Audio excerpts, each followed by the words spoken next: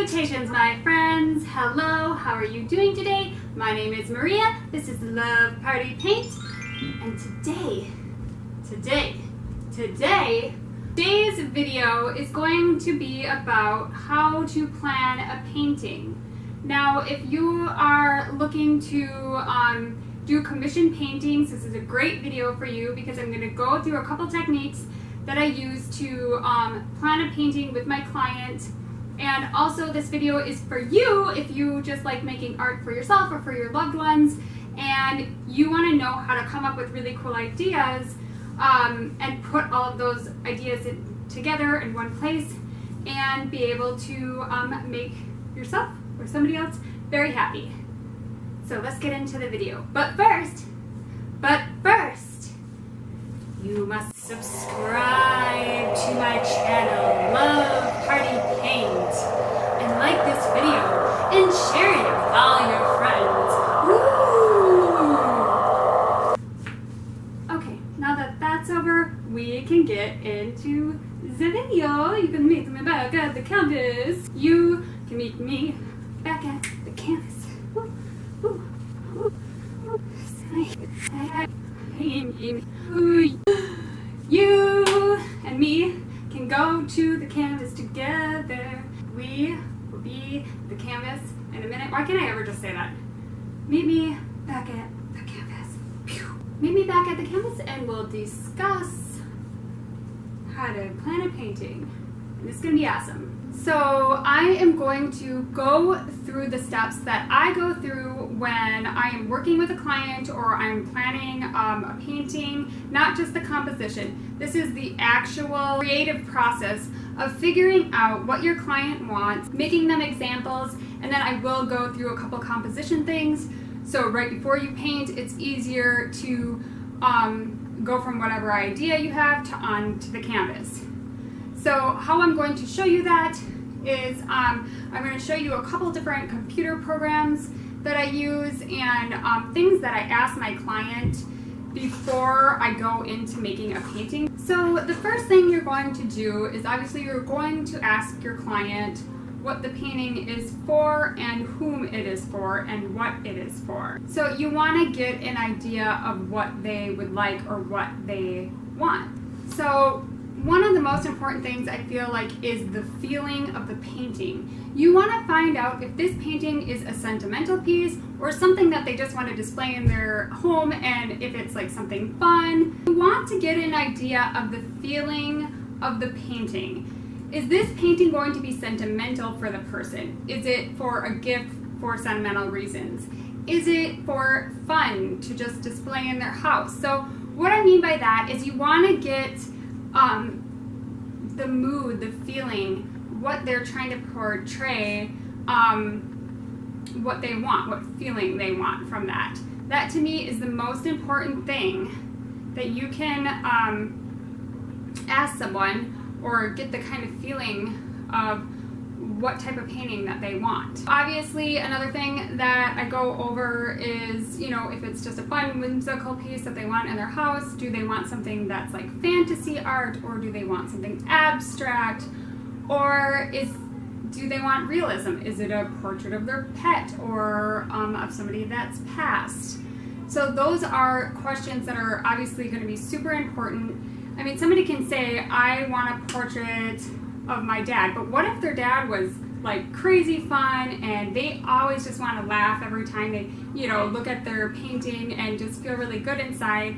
Well, maybe they don't want a realistic painting of him. Maybe they want something more abstract, or maybe they just want something more fun for the painting. I mean, there's a lot of different factors to that. Obviously, I could go on and on about it, but the point is just get an idea of what the mood is behind the painting, and those key questions are so important. Okay, so if it's for yourself, obviously you're going to do the same thing. You're going to ask yourself the same questions.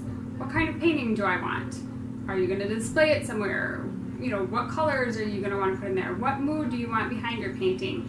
So then once you figure out and determine all of those things, you're gonna go search for an image. Now, if it's for yourself, it doesn't really matter where you get the image, because especially if you're not sharing it on social media, but if you are, if it's for a client, if you're not a photographer yourself or they don't provide you with an image, a lot of the times they'll provide you with a picture if it's a portrait or something like that.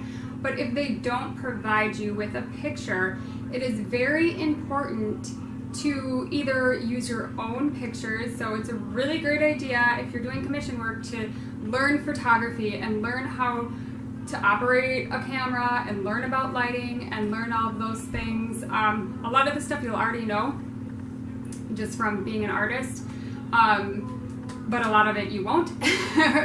So that's a really good thing to do, but that has nothing to do with what we're talking about.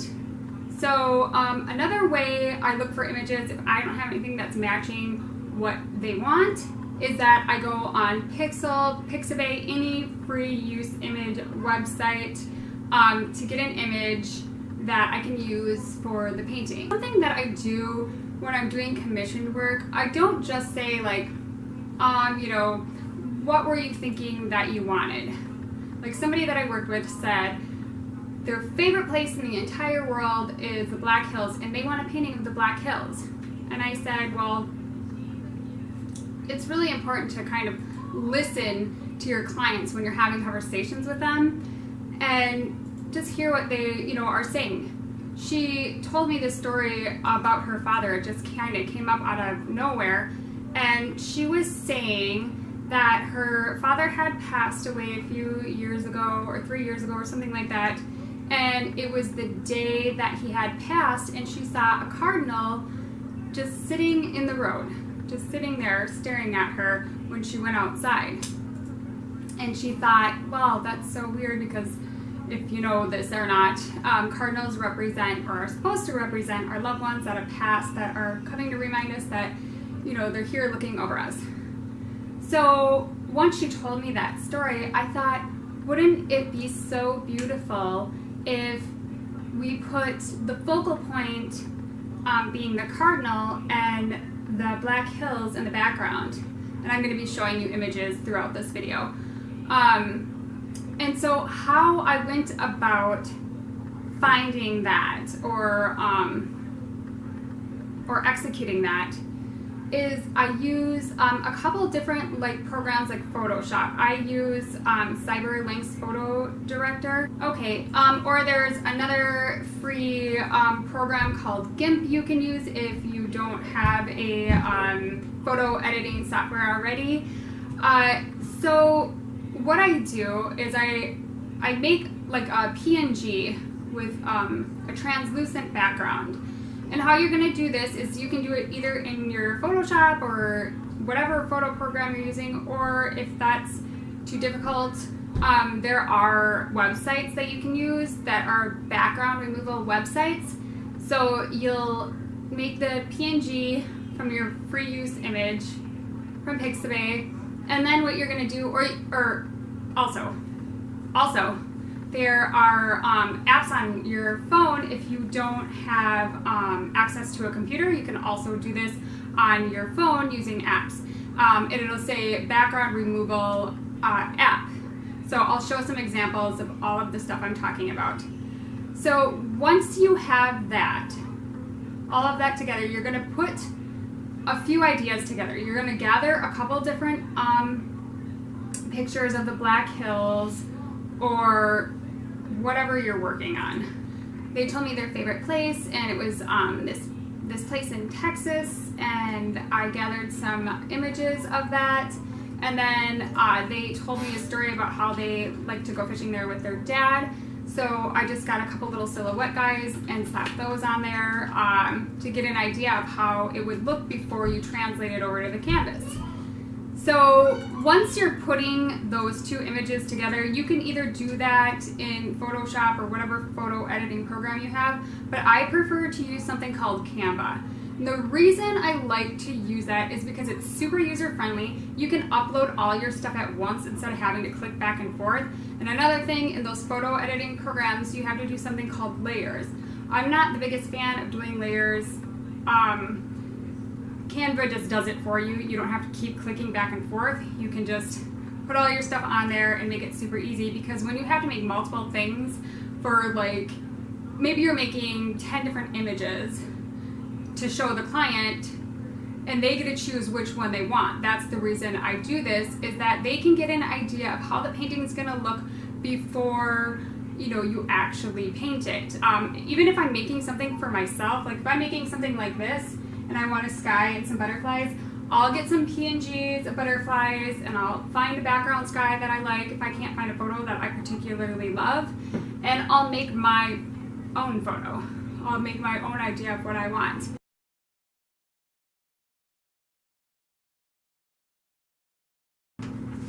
When I was thinking, I wanted to do a self-portrait, but I wanted it to represent something that's really meaningful to me. And there's a saying that says, heavy is the head that wears a crown, or something like that. It's from Shakespeare. I'm sure I'm butchering it. But I wanted to paint myself with a crown just to remind myself that I'm a queen. So what I did is I went into the photo editing program and I had a PNG of a crown that I liked, and then I put it on my head in the photo editing program, and then I put the font on there, and then I had an idea of what it would look like. I don't have the printed out image, but this is the painting, and so I had an idea of what the painting was going to look like before I painted it. Okay, so once you're like through all of that, going into Canva, putting everything together, and you're showing your client different images, let's think about like if they wanted just something fun, an abstract. Like I was doing a piece for somebody and they wanted a cow. I know this sounds silly, but she loves cows. And she wanted this cow painting. And I said, you're just such a fun, bright, vibrant person. Do you really just want a realistic painting of a cow in your home? And she said, you know what? I think you're right. I think I would like something colorful and fun. So what I do in that scenario is that I use different apps to get different filters and different overlays and different effects, so they would kind of understand the concept of the painting before I shared it. And there's something called, it'll say like painting photo app, or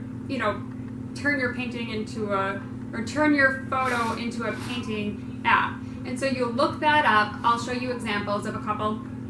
And what you're going to do is you're going to upload the photo that they choose. You'll look through a bunch. You'll send them like 5 different photos, and they say, oh, I love this cow. And so then you're going to put that cow into the app, and then you're going to send them a few different images of some abstract ideas. And then once you get that, they'll choose one, and then you'll use that image to paint your painting based off what the app fed out to you. The thing that a lot of times people want on their painting is different fonts. You can buy stencils for that. So what you're going to do is you're going to kind of go into your photo editing program and put whatever saying they want into a bunch of different texts. I like to use Canva for that because they have so many different, sound like I'm like so gone on Canva. I really am.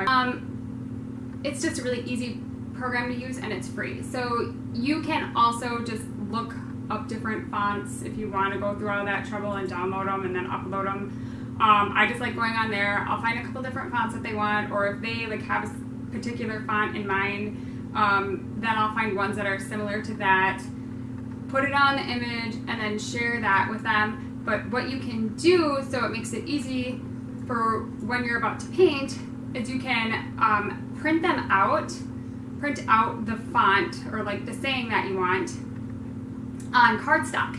And then what you're going to do is you're going to take like an X-Acto knife and you're going to cut them out and you're going to make your own stencil. Well, that's going to be way cheaper than buying a bunch of different stencils. It's just an inexpensive idea for you to make your painting process even easier. So once you determine what image, what kind of painting they want, you need to find out what size they want. If they want it on canvas, if they want it on upcycled on something, if they want it on reclaimed wood. I mean, there's a bunch of different stuff people are into these days. So once you determine what material and what kind of painting and all of that, you need to determine the size, because what size matters, right? So what you're gonna do is you're gonna have them take a picture of the area that they want to put it, and if it's for a gift, you're just gonna flat out ask them, Give them a couple different sizes. Do they want bigger, smaller, blah, blah, blah. And that's how you'll determine the size. But if they're going to hang it in their home, you're going to actually either want to go out to your client's home and measure it for them. But if they're really far away, if they can, a lot of people can't do this, but if they can, go measure the area so you know exactly what size they want, because you don't want to screw that up. You don't want to send them a teeny tiny little painting, but they wanted a giant painting. And obviously it's going to matter for your price. It's going to matter for the pricing as well to know the size. Okay, so now that you're ready to paint, what are you going to do? How are you going to get this onto the canvas? Well, what I do is I like to print 2 images, one in black and white and one in color. The reason I paint the black and white image is because a lot of the time the color is gonna look either lighter and darker in some different areas. And you need to be able to tell what is lighter and what is darker. Let's say you have some water, and well, maybe back here it looks like it's the same tone of color than it is up here, but the lighting's completely different. There are like shadows or whatever it is causing it to look that way. So it's super important, especially if you're doing a realistic painting, especially portraits, to do that. Otherwise, it's just, you're gonna paint, you know, everything the same color and it's gonna look really flat. So it's super important, at least for me, to do that. Okay, so once you've printed out your images, you are going to study those images. You're gonna look at them and you're gonna determine how the composition is. Where you can, either you need to crop some out, maybe there's too much sky, maybe it's a beach and there's too much sand, and maybe you want to take something out of it that doesn't need to be there. Maybe there's an extra tree that you really don't want. You're going to study the picture to see how you want to set that up before you even start painting. So instead of just painting what you have on the image, really study it and figure out if it looks like correct. I had a painting I did of the Northern Lights where I didn't really do that. I just started painting it instead of kind of studying the painting before I did it. I just went in and started painting it. Well, I almost always study the painting before I paint it. And I would have noticed that it felt really unbalanced how the photographer, it looked great in the picture, but then once it's not going to translate the same onto canvas, it's going to look unbalanced. I'll show you an example of that and what I mean. And it was driving me mad and I couldn't figure out what was wrong with it, and I really think it was the whole composition of the painting that was just completely off because I didn't do that. So what goes along with studying the painting is thinking of a plan of how to attack the image while you're painting it. Meaning, what area are you going to paint first? Are you going to do the sky first? Are you going to do the beach first? I like to paint from back to front. You know, and some people will like to paint the focal point first and then do the background. I always like to do the background and then the focal point. That's just how I operate. That's just how I've learned. And for me, it makes the process a lot easier when I can see it moving along instead of jumping around the painting. And that's fine. If that's how you paint and that's your process, then that's your process. But you have to figure out what that process is before you go into the painting. So it makes the painting process really smooth and easy for you. So another thing I like to do before I start painting a painting is to determine my palette. And what I mean by that is what colors I'm going to be using. How to pick those out, how to figure out what colors I need to paint that. And a lot of the time I won't have that particular paint color, so I'll have to mix it myself. So this is where having a book or a website or something where you can save recipes on how to get certain like skin tones and, you know, let's say you're painting water, what your favorite, you know, mixtures are for that or for sky. You know, anything, maybe you're doing a desert landscape. So it's a really good idea to, once you find something you really like, to either save it or to write it down somewhere in a book. I used to use a book, but now I just use Pinterest. So I can link my Pinterest below so you could use my recipes if you want. I probably won't do that because it's just such a mess. You wouldn't be able to navigate it. You want to figure out a timeline for your painting. Obviously you want to find out when the client needs it by, and you want to make sure you have it done. You don't get artist block, you have it done by that time. How I usually do this is I paint in small amounts of time, like a 2-hour block or a 3-hour block. Depends on how big the painting is. Sometimes I'll sit down and just do the whole thing, but that can be really frustrating, and that can lead you to, you know, screw up the painting. And if somebody's paying for this, that's the last thing you want to do is waste your time and waste your resources, because that eats away at your earnings. So you really want to plan out a schedule, is what I'm saying. Like, let's say I'm going to paint for 4 hours today, tomorrow I'm going to paint for 5 hours, and kind of break it up into smaller sections so you don't get overwhelmed and frustrated with the process. Okay, and one thing that I used to do, and this might help you, I don't so much do it anymore, is mapping out the painting using a grid system. You can do that on your computer onto the image that you print out, or you can just do it by hand with a ruler and use like 2-inch sections depending on how big your canvas is, and then you're going to translate that same dimensions onto your canvas so you know each point and where everything is. Especially if you're doing realism, this is a really great idea, so you don't, you know, lose perspective of where things are. Sometimes when you get in that process and you just start painting, you're like, oh, here's the tree, but oops, the tree's actually a little bit over further. That can be really difficult. So doing the grid system is very helpful in that situation. Another thing I do sometimes is drawing out what I'm going to paint before I even paint it right onto the canvas. I used to use graphite pencils. I don't so much do that anymore, especially if it's for clients, because sometimes the graphite can actually dirty the paint. Like if it gets wet, it'll mix in with the paint.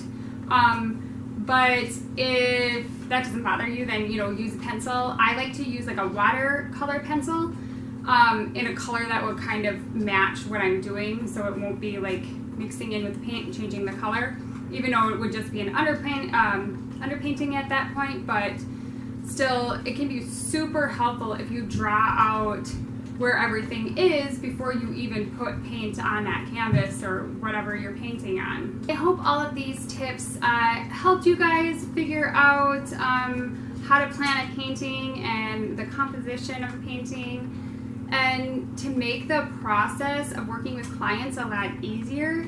And just remember that it's really important to listen to what they want, or if it's for yourself, listen to what you want. That's really, to me, the most important thing, is hearing what they have to say and finding the meaning and the feeling, you know, behind the painting. Well, thanks for hanging out with me. I hope you got some useful tips on how to plan a painting before, you know, you use it for your commission work or for yourself. I hope you have a great week, and join me next Wednesday for my next video. It's gonna be awesome. It's gonna be totally rad. It's gonna be so fun, and we are gonna hang out all the time. So we're besties. We're like this. We're like this. We're like so close. Like you and me, we are it. We are best friends. Come here, puppy. Let's say goodbye. Oh, the puppy said, oh, ew, you licked in my mouth. Bye. Fun doing this video.